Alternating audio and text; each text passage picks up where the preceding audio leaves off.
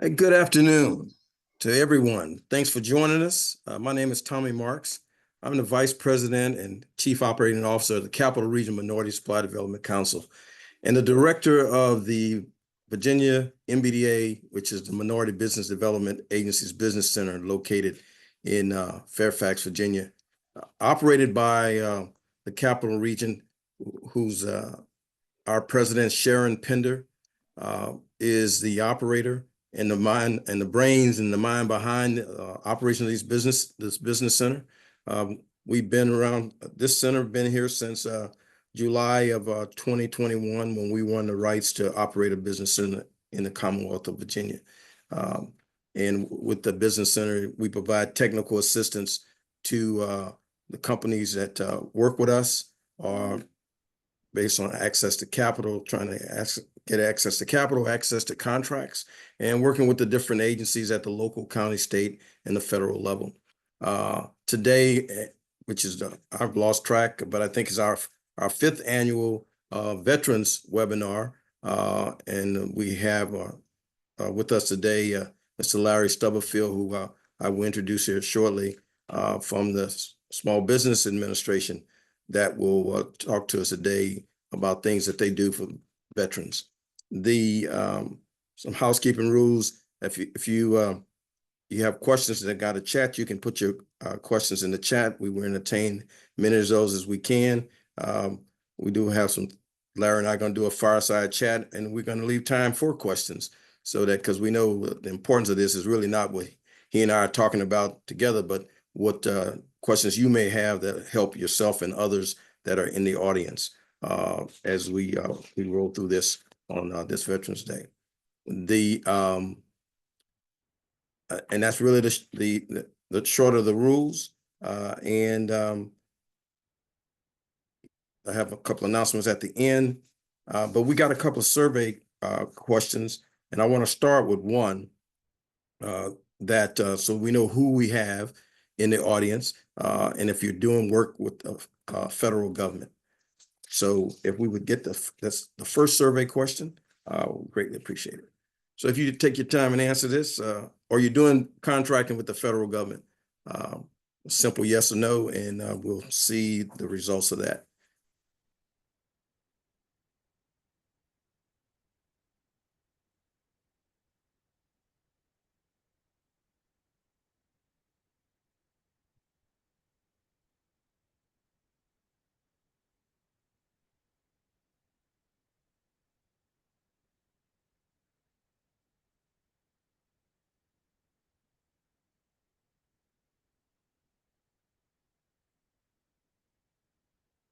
Are you doing that? I got a sharp staff. So we see, okay.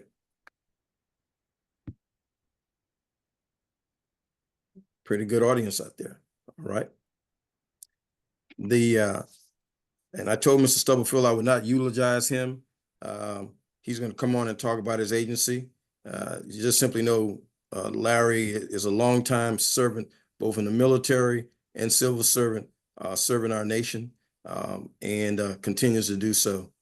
He's a Deputy Associate Administrator, and he works out of the Office of Government Contracting and Business Development. So just before he comes on, we got another survey question for you. This one asks you about your certifications and if you have multiple certifications.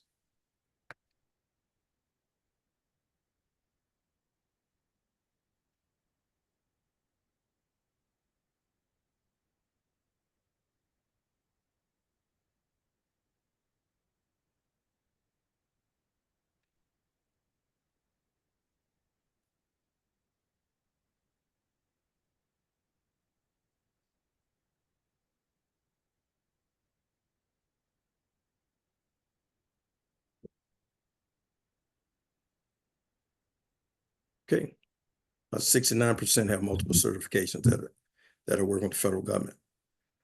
Okay, so at this time, I ask Mr. Stubblefield to come on, and he will give an introduction about his agency. And before we get to questions and answers, we will do the final survey. So Larry, welcome. And thank you, as always, my friend, for taking the time out of your busy schedule to be here with us. And we look forward to the conversation. All right. Well, thanks, Tommy, for having me here again. I appreciate being here. As you mentioned, I'm with the Small Business Administration. I've been here since 2016. Prior to that, I was actually in the Pentagon for a number of years, in and out of uniform. And I'm presently, as you mentioned, in the Office of Government Contracting and Business Development. And I've been here for a couple of years. But before I came here, I was in SBA's Office of Veterans Business Development. So I'm really pleased to be here. And this is a timely conversation because we are in the process right now of standing up the my SBA certifications, which I'll talk a little bit more about that. But again, thank you for having me here. Okay. So Larry, before we get started in the questions in even more detail, we had one last survey question. That's to ask folks the types of certifications that they have. So team, if you would show that, appreciate it. So please check all that apply to you in this multiple choice question. This is the last test question of the day.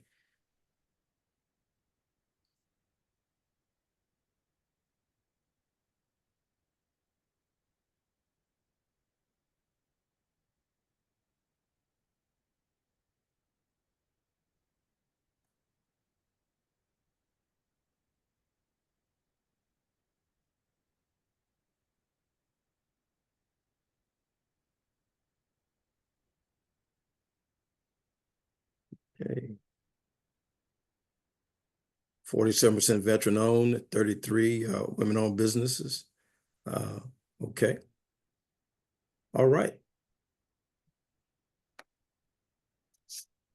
So Larry, the first question we have is, did SBA take over the certification programs and why? Okay, Tommy. So the FY21 National Defense Authorization Act mandated that the Veteran Administration move their CVE program, the Center for Verification and Evaluation program, over to SBA in a 2-year period, no later than 1 January 2023. So, and the purpose in doing so is, well, first of all, we know the veteran community had kind of wanted this, for a while, with the emphasis being, that at SBA, we're certification experts, if you will. And the Congress was thinking to put all of the certifications under one roof. So as indicated on the slide you just had up, we have the 4 major programs now, 8A, Women On, Hub Zone, and the Veteran Certification Program, all under one roof, one managerial team, et cetera. So we actually made that, in accordance with the NDAA, we opened up our Veteran Certification Program at SBA on 1 January 2023, and we actually started taking applications on the following week on 9 January 2023. And since we opened up our Veteran Certification Program, I'm happy to tell you and the audience that we now have in our database over 30,000 veteran-owned businesses that are certified and ready to do business with the federal government. Okay. Great. Thanks for that response. I know that you're now in the Office of Contracts and Business Development. Does the certifications fall under that umbrella, or Yes. So we have in our Office of Government Contracting and Business Development, we have the 4 certifications, and under the leadership of our Administrator Isabella Guzman, her vision, once we got the veteran program here, was to create an environment where getting your certification is more accessible. I was really happy to see how many people have multiple certifications. I know I can't see the audience, but when I say this, I know everyone's going to be happy and pleased to hear this. But up until the 16th of October, we had 4 different certification programs. And with those 4 different programs, if you were a multiple certification owner, you went to 4 different offices. You went to 4 different or multiple IT platforms. You turned your documentation in, for each one of the programs that you were applying for. Once you got your certification, like say if you had 3 certifications and you had a material change in your business structure, for example, you had to go to 3 different offices to affect that material change. The recertification period, you'd have to go to 3 different places, 3 different times a year, depending on when you got your certification. So under the leadership of our administrator, on the 16th of October, we officially opened up my SBA certifications on our unified certification platform. And what that means, Tommy, is that a business owner now comes to a single portal, single login, and has access to all of the certification programs. And the system is set up where, we have streamlined the documentation. For those of you who were doing business with the VA, now at SBA, we've streamlined the documentation to the point that we really only want to know a few things. Number one, if, say, for example, you're a veteran, are you a veteran? Are you service disabled? And do you own and control your business? And so when you go into the UCP, Unified Certification Platform, now you can get your veteran certification, and then the system will ask you, say, for example, a woman, business owner, by the way you answered the questions, you are also eligible for your women-owned certification. Would you like to have both at the same time? So single portal, single sign-on, and then access to the 4 programs at the same time. And we realize that as a business owner, time is money. You don't have time to be coming back to SBA multiple times for different things. And so through the UCP, the Unified Certification Platform, we're going to be able to enhance the customer experience. So Larry, that is great news, because, we know that definitely prior to this, one of the key questions is always turnaround time, right? When you put your certifications in. And, I have some memories when I was still on the line of the length of time it took certifications. What are the processing times based on the new program that one could expect? That's a great question. And we were baselining with what we were doing with the veteran program. So the veteran program, the goal there was to process applications in 30 days or less. Before the veteran certification program became part of the Unified Certification Platform, they were generally doing processing applications between 2 and 4 weeks. Early on, it was 2 weeks. The time frame expanded, I should say, a little bit more, because as you and probably the audience knows, on the veteran side of the house, Congress passed legislation that's ending self-certification. So the self-certification for subcontracting ends on the 22nd of December. And so we've had just a huge increase, if you will, on the veteran side. But to answer your question, we're generally shooting for 30 days or less. All right. Okay. Well, I can attest that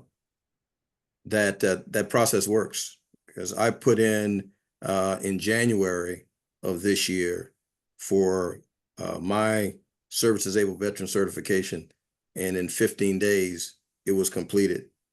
Yeah.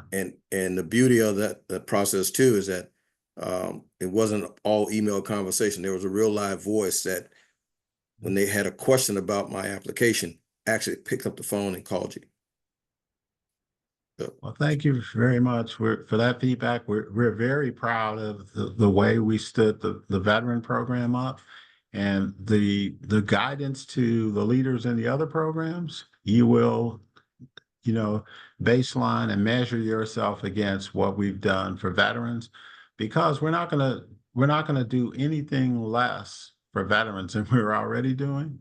right. And so everyone else, the other three programs are going to pick up that pace as well. And I will tell you, the reason why we want to make federal contracting more accessible is, for the last 12 years or so, we've seen a decline in small business participation in the federal marketplace. And at the same time, billions of dollars are going into the federal marketplace every year. Of those 12 years, the amount of dollars have increased.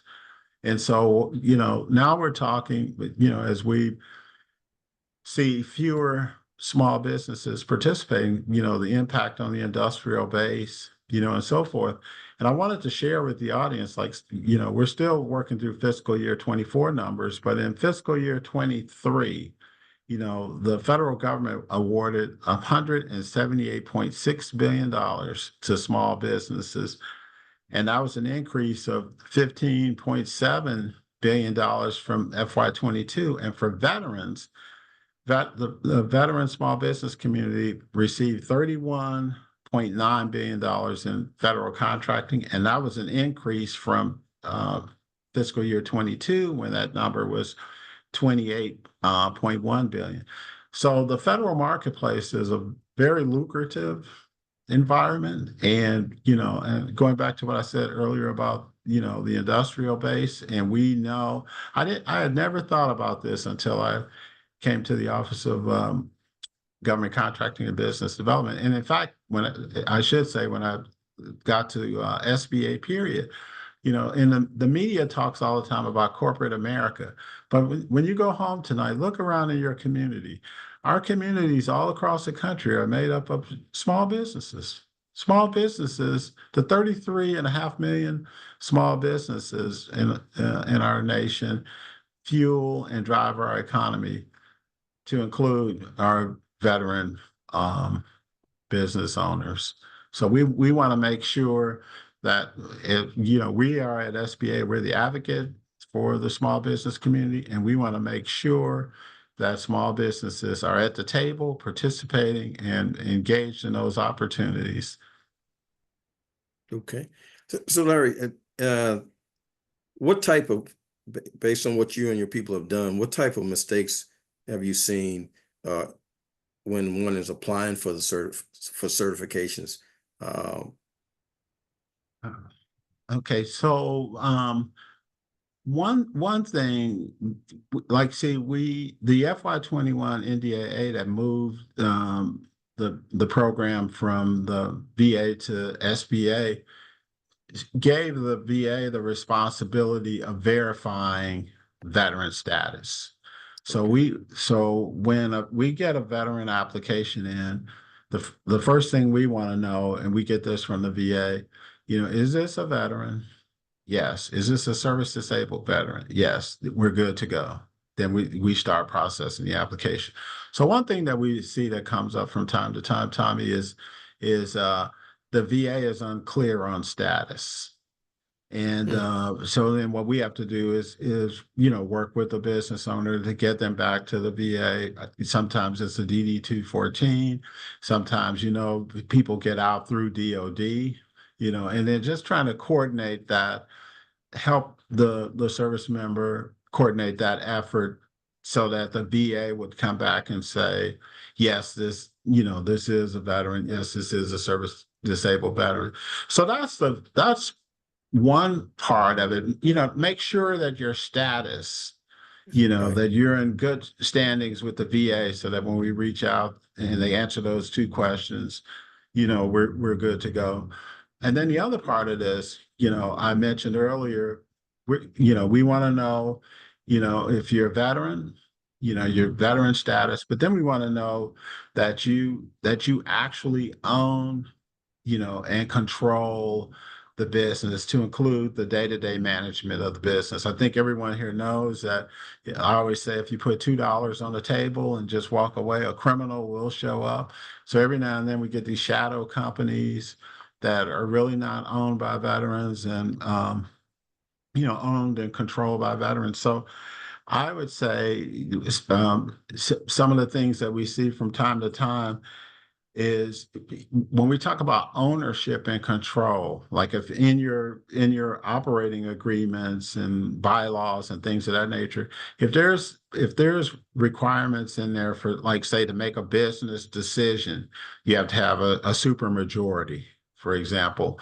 And the super majority extends beyond the 51% ownership. Veterans have to be Right. 51% owning the company. Like, somebody gave me an example the other day, a bylaw, looking at the bylaws for this one particular company, and they wanted to buy a tractor or something. I think it was a tractor.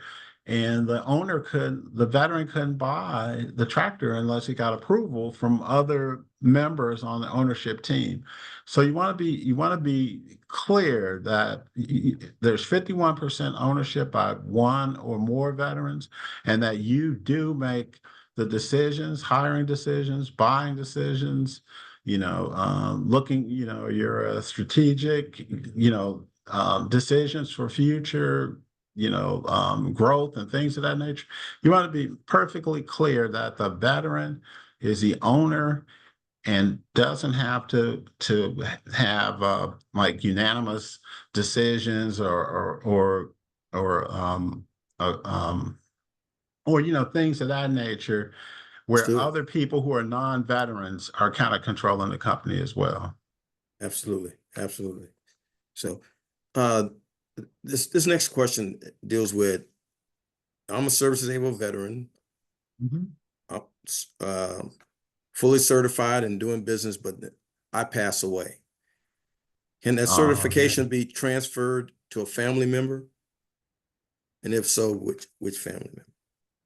Okay, so in our regulation, we talk about the surviving spouse.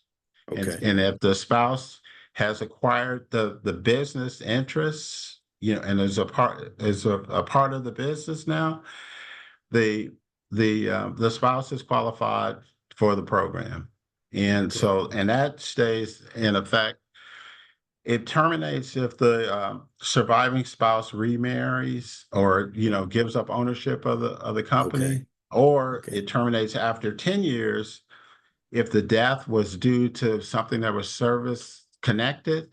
Okay. And then it terminates after 3 years if it was not service connected. So the spouse can step up and take ownership and participate in the federal marketplace through our program. Right. And so that really ranges from minimum of 3 years up to 10, based on what the veteran passed away from. Yes, exactly. Right. Okay. No, great. Claudia, any questions in the chat? We're going to take some questions from the audience. Yes, so we have a question. Can you transfer your GSA schedule to another company if it is controlled by the same management team? We do see those requirements that come in, and since I've been here, I think I've seen only 2, but that can be done, and it's approved by our administrator. Okay, and then there was another, I think it was a follow-up question from the question that you asked before, Tommy. What about if your children are assisting with the business? Okay, there is a talk on the Hill now about including children, but nothing solid just yet. We haven't seen, no one's reached out from the Hill to ask SBA, your thoughts on including children, but that discussion is ongoing. Okay. There's a question. I'm sorry. Go ahead. I know I was going to say trying to maintain generational wealth. Yes. Sense, but we'll see what the folks on the Hill do. Then there's another question here. What about veterans that are not disabled but have small business? So if you're a veteran and you're not service disabled, we do the SBA, we do the certification requirements for the VA. Of the 24 federal agencies, the VA is the only agency that has statutory a statutory requirement, if you will, to have a VOSB certification, set aside certification program. So the Veteran Administration is the only one that sets aside. They have service disabled and veteran owned set asides. The rest of the federal government does not. So you don't need to be certified to do business with the rest of the government because they don't have a VOSB set aside program. You'd be competing in what we call the open, unrestricted, open, right. fully open and unrestricted environment. But having said that, Larry, I can't remember where I ran across this and read it, but I think there's also a move afoot to try to get support that our veteran-owned small businesses would be treated like the service disabled veteran-owned small businesses, where the law requires that we can find two, we can set that aside, and that there were so what I can't remember where I read it, but that there's some maybe a move afoot that we treat the veteran-owned small business the same as far as the rule of two. In fact, it was about the rule of two, and that Okay. that's taking We place. we have it's out for public comment right now on the rule of two, but this is generally speaking, it wasn't just limited to veterans. And what we're trying to do is get the rule of two in a statutory environment, because this would be huge if we could get the contracting officers across the board to do the market research, and for those of you in the audience who I'll explain the rule of two, but the bottom line is contracting officers are required to do market research, and if they can find two or more companies to be able to do the work, and they've got the capability, a fair, reasonable price, they have to set that procurement aside, for those companies. And a lot of times, we understand at SBA the value of the multiple award schedules, from GSA. We hear Alliance and all the different ones that are out there. But that's a limited amount of people on that contracting vehicle. And there's others who, if you didn't make that contracting vehicle, now you're out there. So we're pushing for the rule of two. And then I think the other thing you may have heard, Tommy, like, I know it's in the House and it got past the House, and that's DOD is trying to establish their own VOSB set aside. It's got to go through the Senate, now with the election and things of that nature. I'm not really sure where that's going to go, because at the end of the year the Congress shuts down, and then you have the new Congress and Right. things of that nature. But that's out there too. Okay. Yeah, and on that rule of two, and I know it just came out for public comment, just so the audience knows, you're a small business, you want to read that and you want to weigh in, you got till the 24th of December, which is Christmas Eve, in order to provide those comments based on, it was released by the SBA on the 25th of October. And as Larry was saying, it really applies to, we got the rule of two for single awards. that's been around. This applies to multiple award contracts where to be able to apply that rule of two to the task orders that are going to be where the money is. Because we know the money's not on the on the base, multiple award is on the task orders and delivery orders.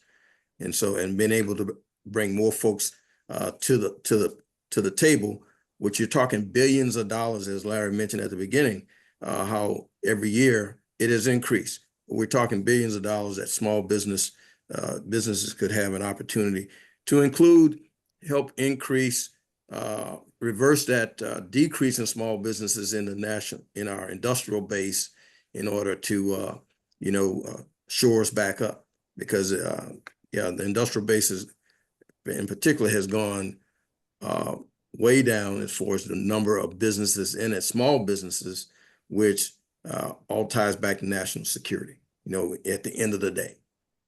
So, yeah. Yeah, but thank you very much for that, Tommy, especially the part about getting people to comment. And because we really do want to push this through, because we've done some calculations, and if the rule of two becomes the law, we think that's going to add another $6 billion to small businesses. And like I mentioned earlier, 178.6 billion. Now we're talking about another 6 billion that would go to small businesses. And then, the other part of this too is, as the small businesses decline in the federal marketplace, of course, big business is always there. Right. So yeah. Absolutely. Okay. Any other questions in the chat? Yes, there's Go some ahead, more. please. Go ahead. We are in the very early stages of our formation. We want to mostly focus on federal contracts. What are some resources we need to be aware of? We are reading a lot of information from GSA, but we feel delayed. What is one great resource to reach out to help get us on our feet? Okay, so we have 68 district offices located all around the country. And if you would go to, just SBA.gov, on our webpage, you can put in your zip code, and it'll tell you all the resources that are near you. But for people going into government contracting, I highly recommend the Apex accelerators. Those folks, they have a phenomenal track record of getting you ready for what we call procurement ready. And we at SBA, we partner very closely with the Apex accelerators, and they belong to DoD, but I think it's like 300 or so Apex accelerators around the country, and they focus on local, state, and federal contracting, helping small businesses, get ready, for those opportunities. And I will say that what we have noticed here at SBA is it's a high number, like about 90% of small businesses that go to an Apex accelerator before they turn their application into SBA generally don't have any problems at all. The Apex accelerator definitely gets you ready to put your application for certification in. And Apex accelerators, for those in the audience, formerly known as the Procurement Technical Assistance Centers. So it's the same office. They changed the name. DoD went through a name change about a year or so ago, but they're there, and they're normally associated with universities. So in the Commonwealth of Virginia, George Mason University, it has the contract with DoD to run Apex accelerators, along with the SBAs. If you're a startup and you happen to be out there listening to us, the small business development centers that all belong to the SBA, that requirement, that contract, George Mason has that, and they're all over the state. As Larry said, put your zip code in, boom. In Maryland, University of Maryland, at College Park, Apex Accelerator, and the SBDCs, as we normally call them. In the District of Columbia, it is the District Small Business Office that has both the accelerator and the SBDCs. And the district offices are, even at his 63 district office he talked about, are strategically and regionally located. And they have folks there that work for them 8A, if you took going after an 8A certification, they've got 8A business specialists to help Yeah, with that yeah. also. So when we talk about resources, the resources are there. 3 different entities, or really 2 different, all working toward the same path to help folks out.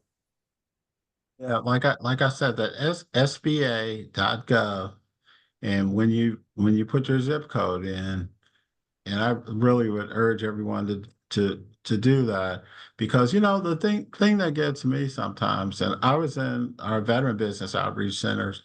I mean, they were part of the Office of Veterans Business Development, and that's another resource, and That's right, Larry. it'll list the SBDCs, as Tommy mentioned, the women business centers, the SCORE chapters, Right. the veteran business outreach centers. Everything is listed there in your geographical area for your area code. They'll give you addresses, telephone numbers, points of People's contact. name, right? Yeah, and the thing that's tough, that's always was tough for me when I was working strictly in the veteran environment, was running into people who were paying money for those services. $1,500 to get your business plan to develop, when SBA, we do it for free. And when I say for free, it's really not for free, because you're taxpayers. It's your tax dollars, and you have experts. Going back to what I said about the Apex accelerators, these people are passionate about what they do, and they actually chalk up their successes. They have metrics for that. How many small businesses actually entered the federal marketplace and so forth. This is their passion. This is what they do. And it's the same thing for the SBDCs, the women business centers, the veteran business outreach centers, the SCORE chapters. There's a whole ecosystem out there just, waiting for you to walk through the doors. Next question, Claudia. We have someone that says, I own multiple businesses. One of my businesses had some legal issues, and the SBA will not let me keep my SDVOSB status with my other business. How can I fix this issue? Okay, so in this particular case, I'm just wondering if the business owner could provide you, Tommy, with the contact information, his or her contact information, or put it in the chat, and I would have to get in touch with you, and we would have to work through the particulars. Okay, so let's do this. So the person with that question, Claudia, have them put their information in, or send it to excuse me, let me slow down. So go to info@mbda-virginia.com. That's my office email box. Claudia, put that in the chat, and put your information in that, and we'll get it to Mr. Stubblefield. Yeah, and I'll get somebody on it, right away. Sure. Yeah. Mm-hmm. So put it in that, and we'll transfer it to Mr. Stubblefield in his office. Someone will contact you. Okay, great. We have another question here. Is it true that the VA has determined that all of the service contracts will be bundled and passed out to large companies? Is that effect that the SDVOSB designation is of no use in the VA administration particularly? Well, I will say that, the federal agencies, we have an annual scorecard that comes out where we grade the agencies on their ability to meet their goals. So they have a small business goal, but then they also have the subcategory goals, women-owned, small disadvantaged business, veteran-owned, and so forth. So the VAs, they've got to make their goal.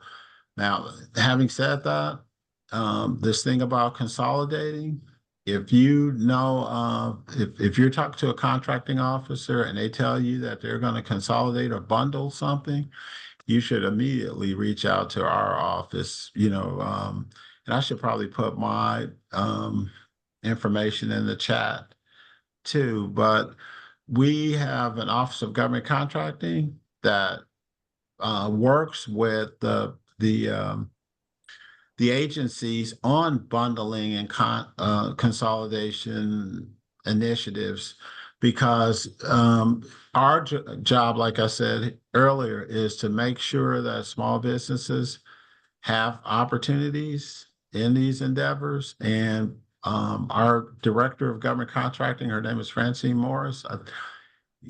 She has looked at something like $400 billion worth of contracts that agencies have wanted to bundle, and Francine's been around a long time. She knows this business, and we know a lot of times the agencies that are looking to be expedient, but Francine has been very successful carving out in those efforts, carving out, opportunities for small businesses. So we want to know if you're talking to a contracting officer and something's on the table, and all of a sudden it's not on the table because they're consolidating or bundling, we need to know that. And I'll add this, that the federal government, there is a mandate under category management that the administrations that they worked for put that in place. But in category management, though people don't like to say it's bundling, what happens is you start consolidating, and the government has seen under this current administration, there's been instructions to go back and take a look at that, because there's enough data now to show where it was hurting small businesses. And so that would include the VA also, that they just can't bundle or consolidate everything that they have. You mentioned category management. That was a well-intended initiative with unseen consequences. And you're absolutely right, Tommy, about the effect on small businesses. I like to I talk about widgets. I mean, you can buy individual widgets at a price, or you can get wholesale, and it's going to be it's going to cost less to the federal government. But at the same time, to your point, the number of small businesses that are not being able to participate is actually growing. And so now we're at the table, working with OMB, and others to figure out how can we balance the scale between, equity and efficiency. Category management, some folks would say it's efficient, but at the same time, if it's damaging the small business community, there's got to be something there. So, yeah, I mean, the bottom line, before I retired, Larry, I sat on several strategic boards with category management, with strategic contracting, and the efficiency thing, you can't argue against it, but contracting officers have to be, and having been one myself many years ago, contracting officers got to be willing and understand the whole environment, and not just take the easy route out, right? Because the easy route is if you consolidate it all, boom, and now you only have to deal with a few people. If it becomes work, you got to deal with more. And I think where they lost sight, and we had these conversations, in those rooms, but nobody was listening at the time, was that, look, you got to be able to balance this whole thing so that, number one, we don't impact the industrial base the way that has happened. And now you got to try to grow that. And we know some of those skills that folks had, it's hard to get those back when when you terminated them or pushed them out over the last several years. And it will take much longer to get them back than if we'd kept them. So it's a balancing act for sure. Yeah.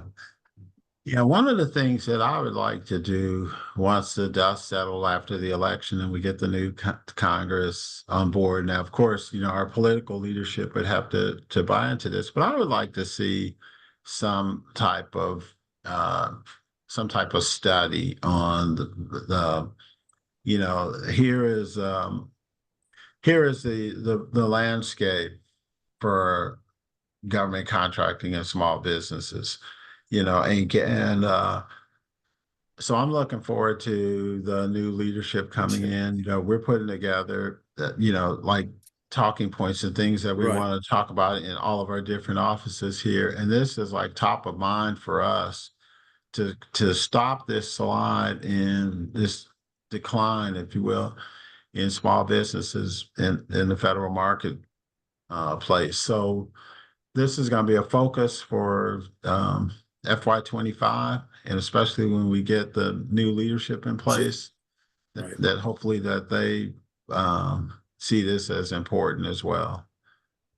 So Larry, I know you've got a hard stop with all you're doing down there. We got time for just one more question, and then Mr. Stubblefield has another meeting he has to get to. That information earlier, you made remarks about that some comments were put out there. I think the deadline is December 24th. Where can they get access to that information to comment? Okay, so on the rule of two, okay, so it's in the Federal Register, right? Yeah, and I guess I'd have to look to see what is it. Can we go through that through regulations.gov? Do you know, Tommy? I think so. I think it's a couple of places you can go. You go to, if you Google the Federal Register, it should be able to pull it up, and then search for the rule of two. It's out there. Unfortunately, I know I had the link. I don't have it right in front of me. But I don't either. What we'll do is I have the link. I will get that, and to everybody in the audience, my office will be able to send you the link, because I've shared it with my colleagues as we've been discussing the rule of two. And so Claudia, we have that link, and let's just pull that up, and then we can send that out based on the email contacts.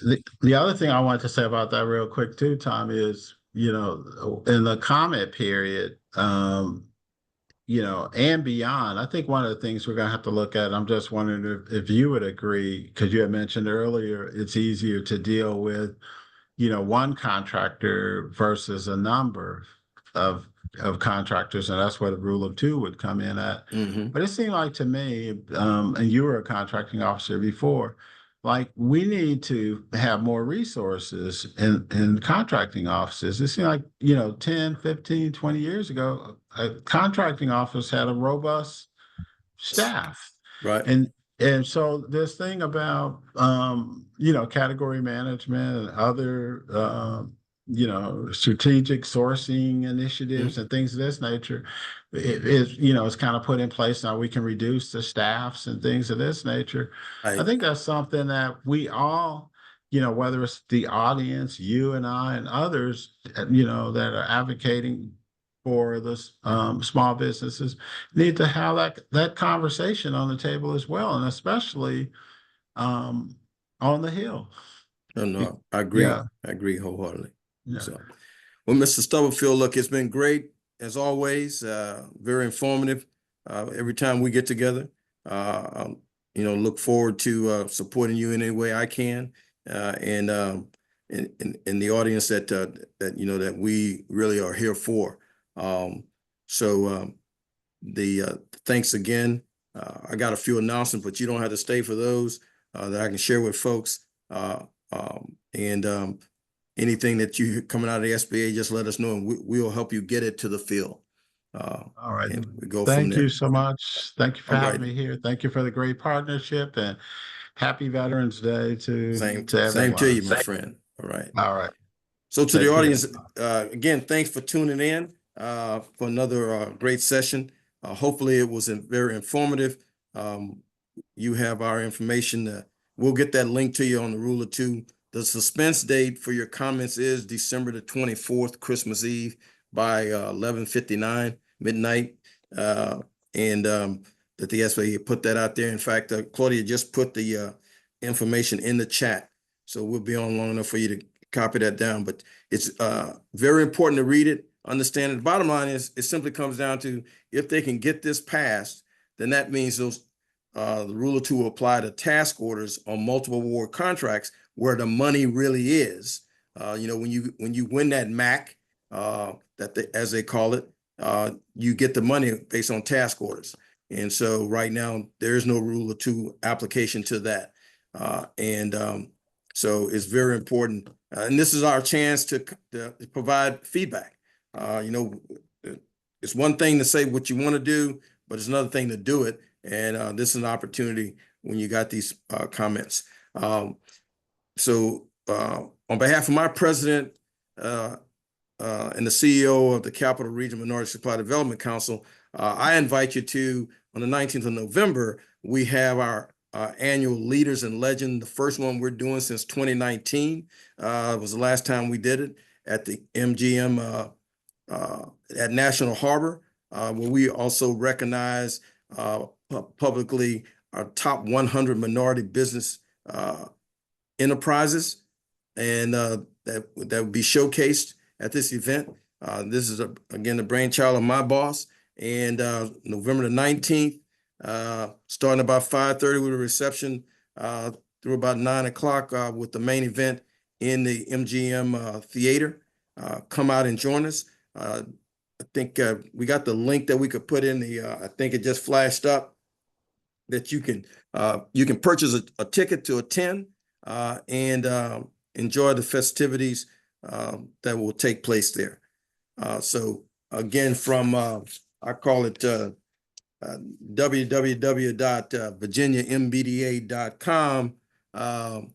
Welcome to our show, and thanks for being here with us. Have a great day.